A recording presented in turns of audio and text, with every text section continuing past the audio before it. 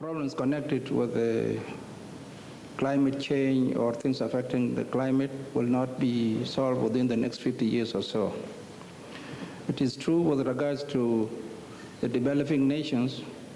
It is also true with regards to what you just mentioned a while ago, that the panelists here seem to be discussing more or less on the matters of the developed world other than developing world.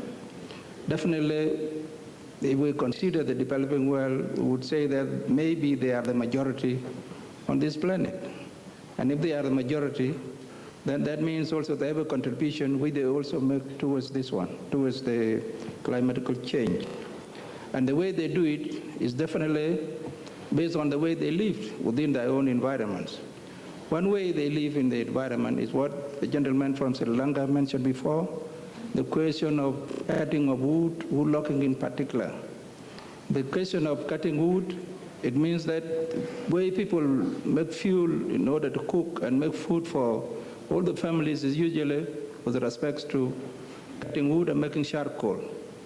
Now, if charcoal is the one, or cutting of wood is being used for making food in most of these backward areas, and it is not being tackled now, or the tourism itself, it might not be necessarily the one to tackle the matter, but there are other organizations like the UNEP, it is mainly concerned with this area, hasn't actually touched this part. But I would say also with regards to tourism, there is an area which is, we know very well, the handicraft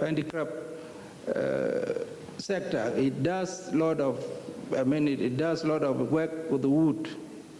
And although it might look small, it also affects the environment, because after all, it is wood.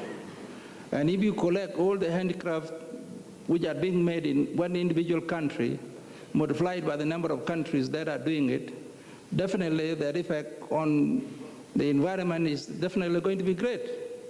And again, we are talking about sustainable tourism and also poverty elevation. And these are some of the ways for which people would like to help some of these societies in order to gain something for themselves.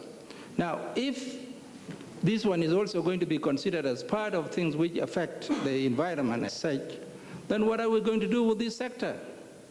And how is tourism going to also help not to encourage handicraft work in order to be sold to tourists who are moving all over the place and who would definitely like to buy some souvenirs to go back with them wherever they go?